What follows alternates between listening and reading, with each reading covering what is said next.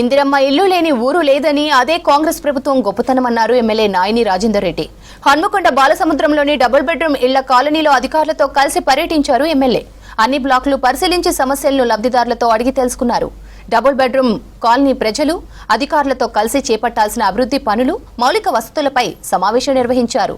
బాలసముద్రంలో గత ప్రభుత్వం 10 ఏళ్ల పాలనలో పేదలకు ఇండ్లు పంపిణీ చేయడంలో విఫలమైందన్నారు నాయిని రాజేందర్ రెడ్డి.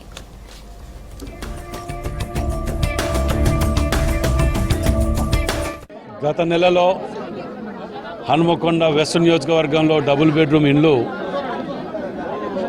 ఇన్ఛార్జ్ మినిస్టర్ శ్రీనివాసరెడ్డి గారి ఆధ్వర్యంలో ఇక్కడ మేము పంపకాలు చేయడం జరిగింది.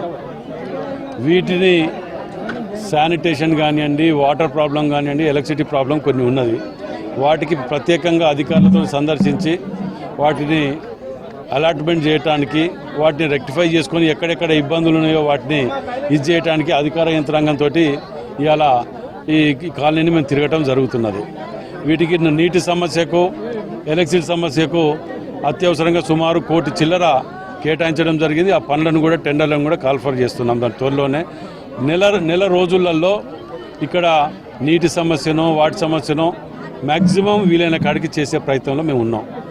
మరి ఇక్కడ వీళ్ళందరితోటి కూడా వీళ్ళ కష్ట సుఖాలు ఏమున్నాయని తెలుసుకోవడానికి ఈ కాలనీలో సుమారు 600 ఇండ్లు అంటే సుమారు 3000 మంది ఇక్కడ నివసిస్తుంటారు. అందరూ మిడిల్ క్లాస్, లో క్లాస్ ఉన్నవాళ్ళు. కాబట్టి వాళ్ళందరూ కష్ట సుఖాలు తెలుసుకోవడానికి ఈ డివిజన్కు ఫ్లో లీడర్ తోట వెంకన్న గారు, ఆనంద్ గారు, పవన్ గారు, ఇక్కడ అందరం కూడా సర్లమ్మ బంకసాల అందరం కూడా రావటం జరిగింది. ఈ యొక్క కాలనీని నేను ప్రత్యేకంగా దత్తకు తీసుకుందామని ఆలోచన చేసుకున్నాం. ఎందుకంటే సిటీ సెంటర్లో ఉన్నది.